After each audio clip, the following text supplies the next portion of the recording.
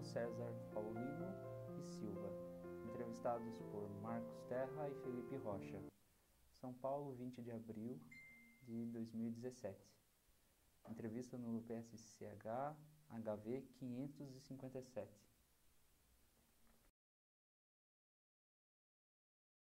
Que são da minha faixa etária. Muitos ainda permanecem com essa... Não se libertaram desse cerco, vamos dizer, ideológico, né? Chamaram seus filhos para bater panela nas ruas aí, para depor um governo que foi eleito democraticamente, né? Pedem a volta da ditadura. Essas pessoas, para mim, estão aprisionadas ainda, né, naquele momento histórico, né? Vamos avançar um pouquinho e entrar na sua juventude. E aí? Tem algum fato da adolescência, infância que você... Cara, tem uma... Recentemente eu conversei com uma amiga desse momento aí. A irmã dela me ensinou a beijar, cara. Foi um momento que eu não tinha noção do que era beijar. Aí um dia a irmã dessa minha amiga, que infelizmente é falecida hoje, um dia ela combinou comigo, falou: Saulo, então hoje na hora da saída a gente fazia um caminho sempre junto, ela falou: eu vou te ensinar a beijar. Aí ela me ensinou, aquilo ali para mim foi uma marca de ruptura com a inocência da infância para, vamos dizer assim, né, começar a adolescência, né? E era tudo muito idealizado, né? A mulher para mim era um ser inalcançável, era meio romântico, né? Nesse sentido do ser inalcançável, né? Daí do idealizado. Então, amava a Sônia Márcia, era uma menina que tinha esse nome. Mas eu nunca cheguei para essa Sônia Márcia e falei: eu te amo, quero sair, vamos transar, nada disso. Era tudo ali na minha cabeça, né? Então eu acho que essa questão do emocional foi para mim foi um caminhar também bastante difícil.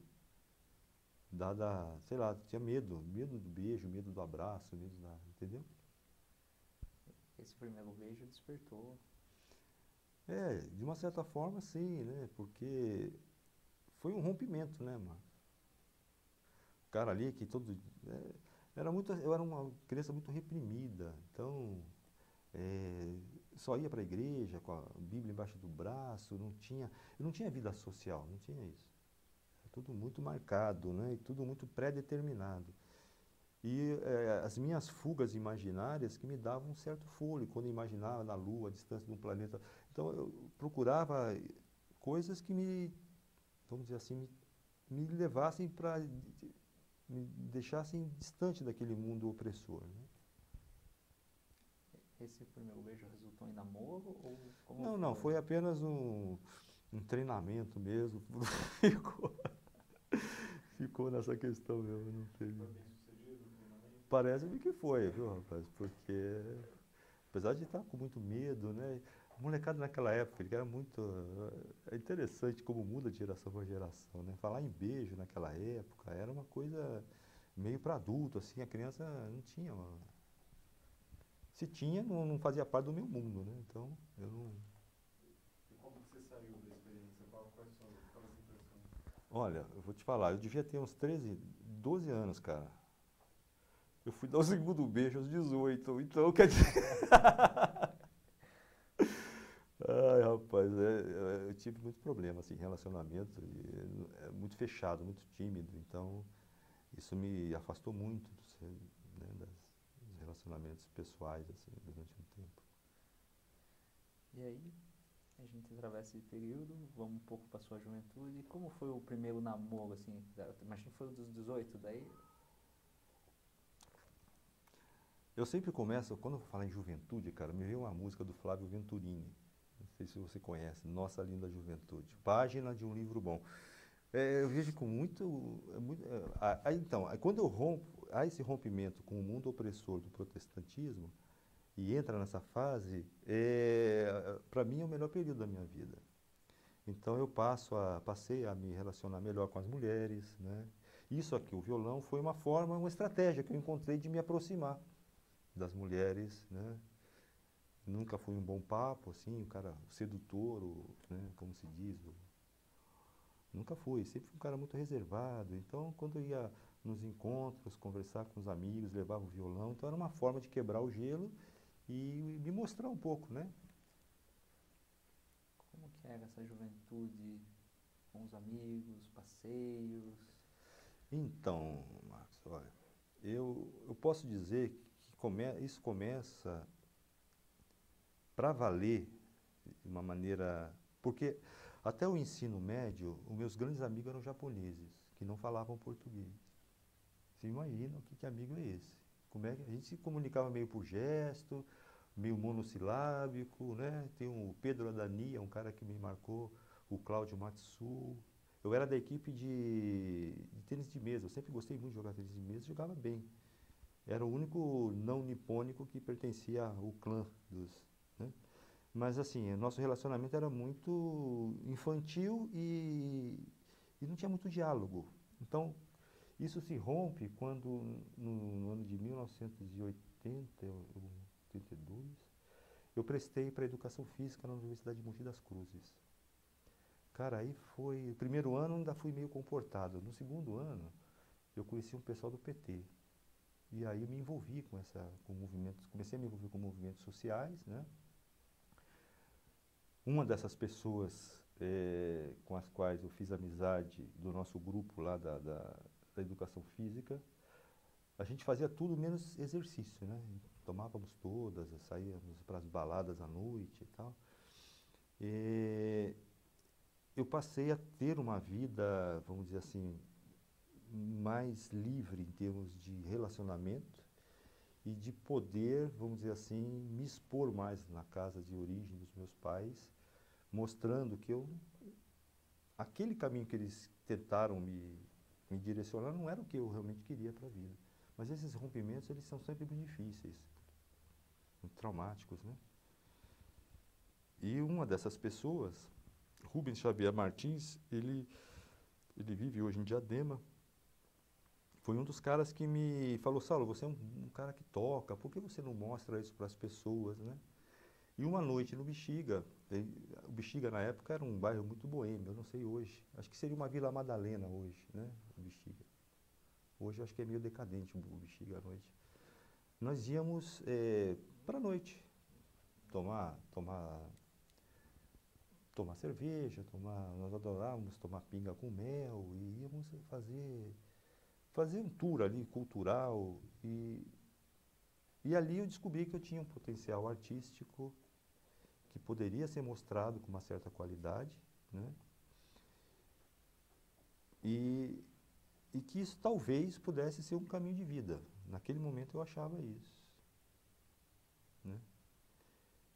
Nessa primeira saída no Bexiga eu compus uma música chamada Olhando as Flores do Campo, que falava um pouco porque aí eu comecei a ter contato com a realidade de pessoas que viviam na rua, né?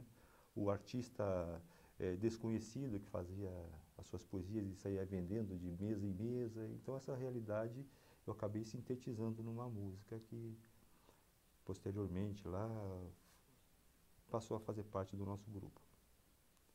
E foi nesse momento, e aí começa nesse momento de transição, eu conheci uma pessoa chamada Raimundo Cavalcante.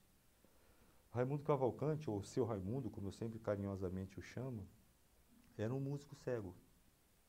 Então, a sementinha de trabalhar com cegueira hoje na pesquisa acadêmica foi plantada ali, com o Seu Raimundo.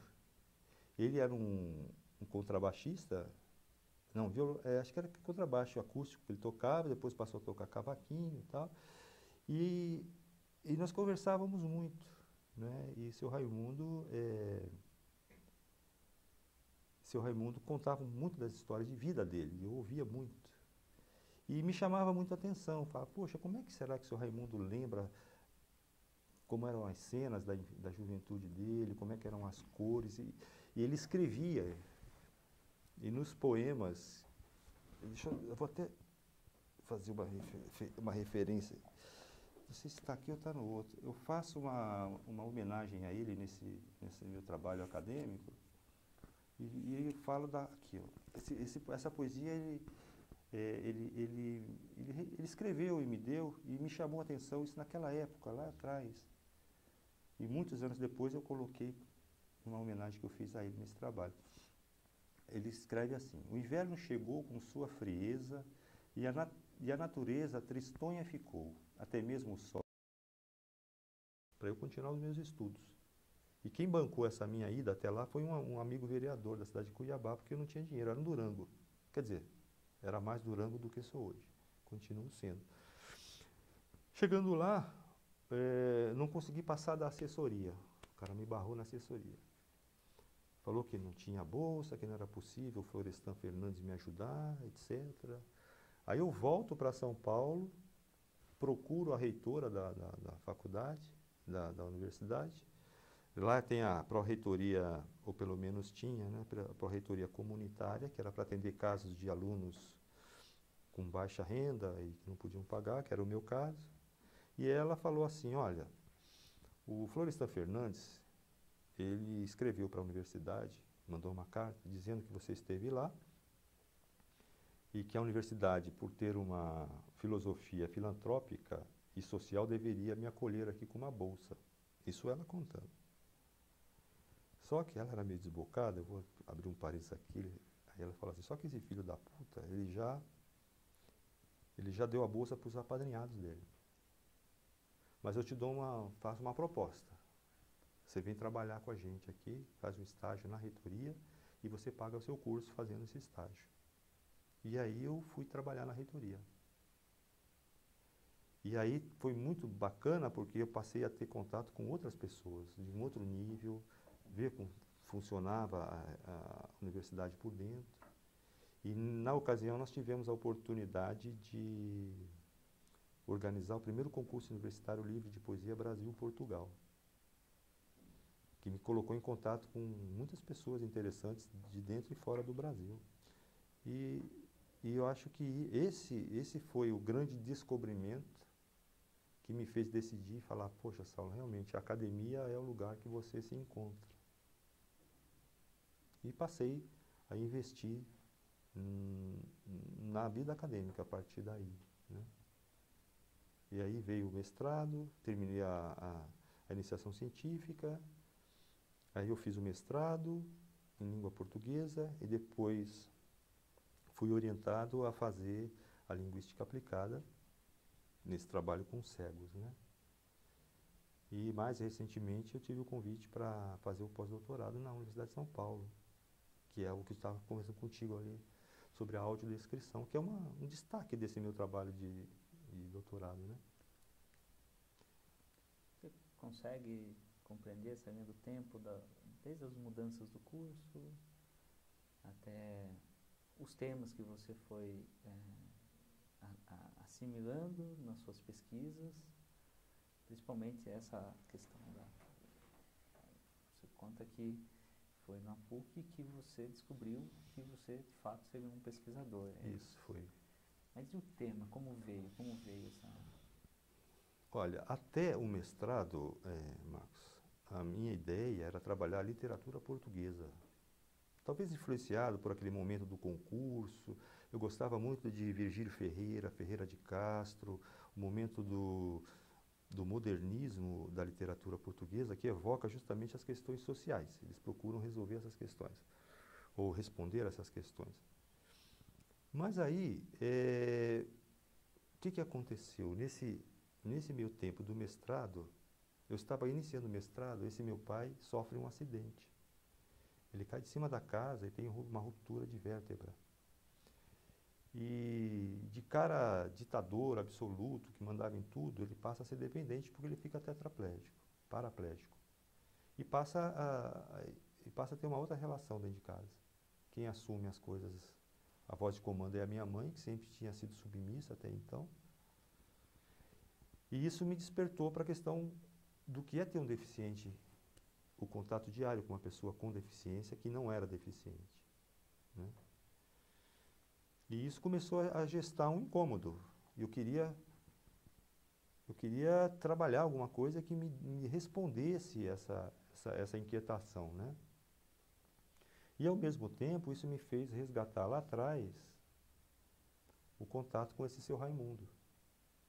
Então, eu peguei a questão da deficiência motivada pela nova vida que meu pai estava tendo, com a minha experiência de jovem lá atrás, em tempos de música, com esse seu Raimundo. Aí eu falei, poxa, por que não trabalhar a questão da cegueira? Como é que o cego enxerga? Como é que... Porque no frigir dos ovos, Marcos, a minha ideia, e é assim até hoje, é produzir algo, pode ser redundante, mas é produzir algo produtivo. Algo que reverta em prol da sociedade. Não apenas um volume acadêmico que fica numa estante ou num banco de dados de uma universidade para dizer que você tem um título de doutor, de mestre ou de alguma outra coisa. Eu acho que o papel e a obrigação do pesquisador é produzir algo em prol da sociedade. É nossa obrigação. E eu vejo que hoje esse meu trabalho ele tem esse potencial de desenvolver algo que possa ser útil para as pessoas. Fora, inclusive, do círculo acadêmico. Você entrou na questão do cego, você disse que você buscava algo na sua viagem, né? Com o trem do Pantanal. Ah, sim. Você imagina a música, você disse. E o que você procurava na viagem do trem do Pantanal, você encontrou no cego. Eu acho que eu encontrei muitos anos depois, Marcos. Essas respostas não são imediatas, né? Eu acho que ali, essa viagem meio porra louca, sair de mochilão nas costas, foi um plantio que veio florescer bem que talvez uns 20 anos depois, uns 15 anos depois. Ainda bem que foi possível sobreviver, né, a essa turbulência toda, né? Porque não é fácil, né? Você entra em crise existencial, né? Você quer resposta e muitas vezes você quer a coisa pronta. E não, eu fiz terapia durante muito tempo, né? Então, eram tentativas de solucionar essas questões existenciais, né? Vou voltar um pouquinho, acho que a gente falou o trabalho na sua vida, né? Profissão, você se tornou pesquisador, mas já exerceu outras funções, outros trabalhos? Sim, já exerci. Na década de 80, sim, vou falar dos principais, né? Eu fui funcionário do IBGE, era concursado, ganhava muito bem, Marcos. Para os padrões, ganhava muito bem. E decidi largar tudo para dar aula, para ser professor do Estado, eventual, né? Na época a gente chamava de ACT, que é o eventual, o cara que vai substituir. Eu podia me dar esse luxo porque morava com meus pais. Mas, assim, vamos dizer assim, era uma atividade que me dava uma segurança financeira, mas não me dava uma satisfação pessoal. Eu trabalhava na coleta de dados para o INPC, que hoje se chama IPCA amplo. Então não tinha sentido para mim chegar numa loja e ficar perguntando o preço, o preço do terno, é isso, aí ficar anotando isso em planilha. Quer dizer, tem gente que faz numa boa, aquilo me incomodava. O que eu estou produzindo? Aí eu cheguei para minha chefa na época e falei, fulano, olha, eu queria uma licença não remunerada para fazer um mestrado. Para fazer mestrado? Não, para fazer uma graduação. Ela falou, não dá não, você é essencial aqui. Eu falei, tá bom. Aí fui no departamento pessoal, pedi as contas e fui dar aula.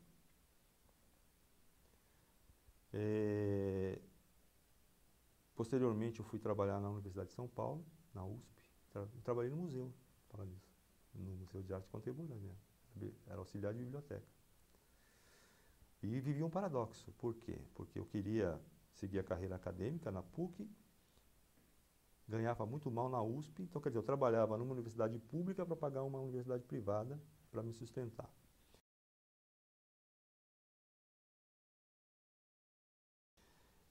E fiquei também na USP durante um tempo, como auxiliar de biblioteca, aprendi a fazer tombamento de livro, fazer catalogação, a ter contato com as obras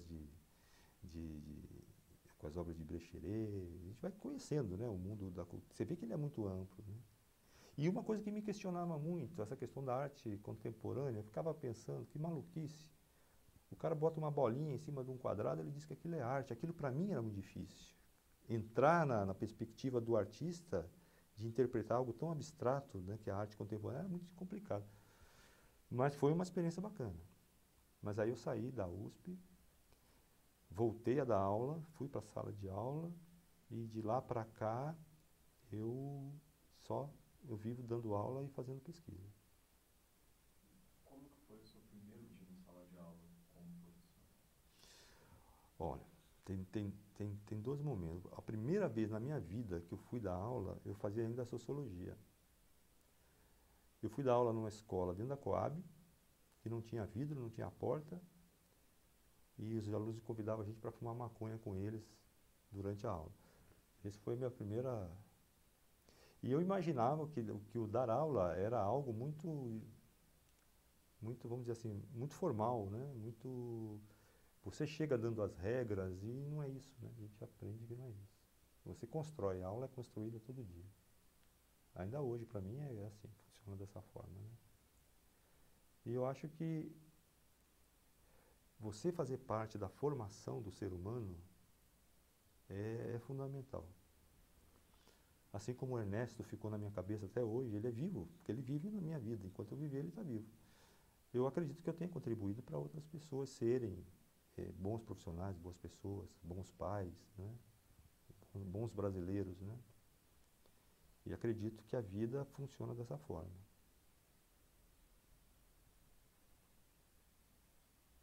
Eu tenho uma pergunta meio cretina. Pode fazer. Sejamos cretinos. Naquele momento de transição da juventude, você lembrou uma música que fala juventude. Depois a viagem para a Bolívia, você evocou Almir Sater. Sim. Tem algum outro momento, por exemplo, quando você encontra o tema de pesquisa, etc., tem algum outro momento musical importante assim? Mas você diz na fase de decisão, você diz? Olha, quer ver, recentemente, por exemplo, na faculdade, que eu dou aula também na Faculdade Sumaré, que fica aqui próxima. Eu toco, às vezes tem apresentação que eu faço para os alunos, a gente toca, né? Eu gosto muito de uma música do Frejá chamada Segredos. Conhece, né? Eu procuro um amor que ainda não encontrei. Então, eu acho que a música, ela é muito marcante no sentido de que ela passa a fazer parte da nossa identidade. Até tem uma experiência que eu vou relatar a vocês, é recente. Na sexta-feira agora, nosso grupo de pesquisa da USP vai para um asilo, lá na Zona Leste, eu não me recordo muito bem, Amália Franco, acho que chama o bairro. E uma parte do grupo trabalha com Alzheimer. E eles estão descobrindo que a música, as informações musicais não são afetadas pelo Alzheimer. E nós vamos tocar lá para o pessoal do asilo. Então, acho que é uma forma também de unir, né, essa questão da musicalidade com a questão acadêmica, né?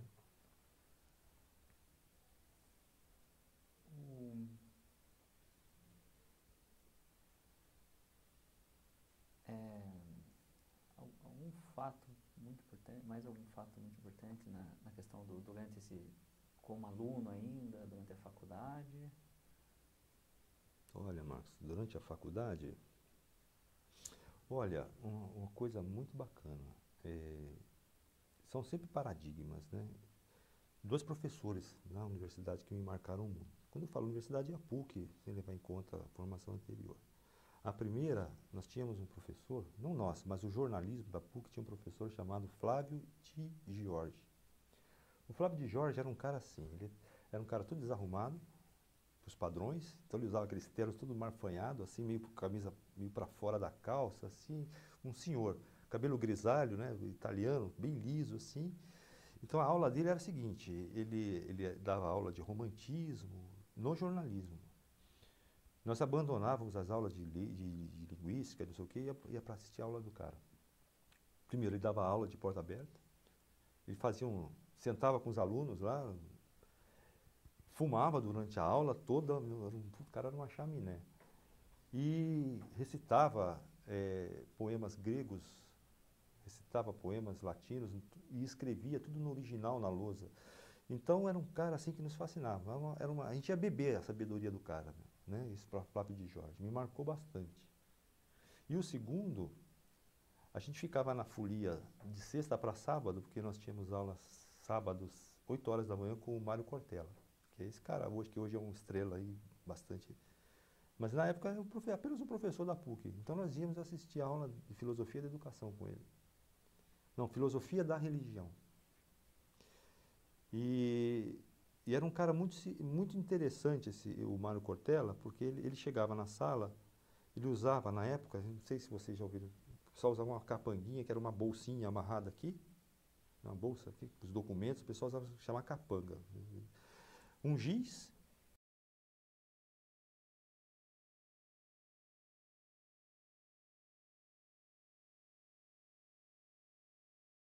e um apagador. Às vezes o diário de sala. E nós ficávamos das 8 até as 11 com o cara lá dando aula. E ele falava de coisas que nos fascinavam. Coisas como a questão, por exemplo, ele fala como que a televisão chegou para desunir a família de origem dele. Como é que foi o processo, né? Ele chegou e contou a história. E falava dos pensamentos filosóficos e tal. Então, o Mário Cortella, esse brilhantismo que ele demonstra hoje, você imagina ter aula com o cara ali ao vivo, né, meu? Então, foi um momento também bastante marcante para mim, que eu deixo assim como uma referência. Sem dúvida, esses professores moldaram a sua forma de exercer essa profissão de professor, né? Carrega muitos. Você percebe hoje que o seu estilo de ser professor carrega muito de todas as pessoas que você teve aula, você aprendeu, e até mesmo não só com eles em sala de aula, mas com um músico também cego. Uhum. Você consegue enxergar em você todas essas pessoas? Eu acho que, de uma certa forma, sim, Marcos. Eu acho que elas afloram no momento em que você consegue construir uma relação de interação. Então, eu acho que nessa relação de interação, de alguma forma, essas pessoas que fizeram parte da sua vida, elas florescem, elas aparecem. Quando eu conto a história do Ernesto em Boaba para os meus alunos, eu estou trazendo ele de volta, ele está fazendo parte dessa construção, né? Quando eu conto algo mais elaborado teoricamente, eu trago um Mário Cortella para aquele momento. E uma coisa fundamental que eu acho, Marcos, que para mim é uma forma de vida, né? Primeiro, nós sempre estamos aprendendo, né? Então, não é porque hoje eu faço um pós-doutorado numa universidade de São Paulo, eu sou melhor do que o meu aluno que está sentado ali, né? Do que uma outra pessoa que esteja na rua. Isso só nos faz um pouco diferentes no caminhar. Mas eu aprendo com essas pessoas e elas aprendem comigo. Eu acho que essa troca é o que motiva a vida. O ensino, ele não pode ser ditatorial, não pode ser de cima para baixo. Jamais, ele tem que ser horizontal. Claro que relevando as diferenças de formação, de acúmulo de conhecimento, de letramento, mas porque a base é pensar que o outro é um ser humano, como nós. Vamos mudar um pouquinho o tema. Tá. Você lembra de mais alguma coisa Eu acho que eu queria só deixar registrado, não sei se eu poderia deixar no final, essa música do seu Raimundo, que ele gostava muito. Porque é uma música que, além dele gostar, ele é uma música que reflete um pouco essa fase da boemia em que havia uma necessidade de se buscar uma resposta. Então, não sei se eu posso deixar isso para o final, pode fazer agora, ou se não faz. Aí, vamos fazer sim. Vamos... não sei se tecnicamente precisa de alguma mudança. Vamos fazer já então. Eles dão uma pausa musical, né? E depois a gente vai adentrar de volta a sua história, porque ainda tem a sua família, né? Tá bom. Então vamos imaginar que isso aqui é um Ballantine, está certo, cara? Então, aqui. Será que dá para... deixa eu... Você pega ali, por favor? Então, por que eu gostaria de deixar registrado? Justamente porque foi uma... Obrigado, meu filho. Foi uma música que marcou esse período, né? Você acha que sai normal?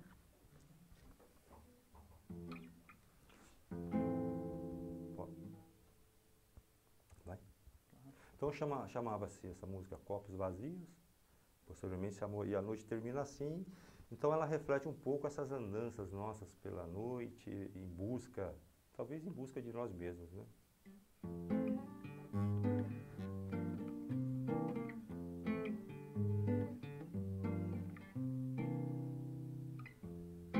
Copos vazios,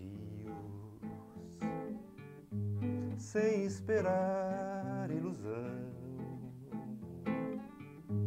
conversas infindas, sorrisos e solidão.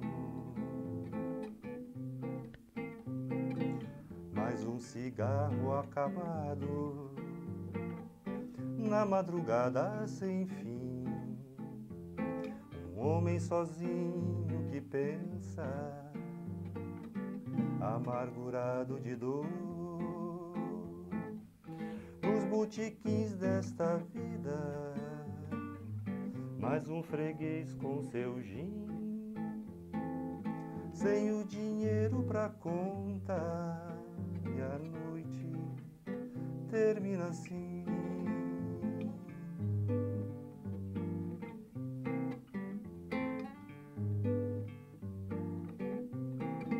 Saiu pra rua vazia, as luzes a se apagar, com uma garrafa no braço, cantando a murmurar, nos botiquins desta vida. Mais um freguês com seu gin, sem o dinheiro pra conta, e a noite termina assim.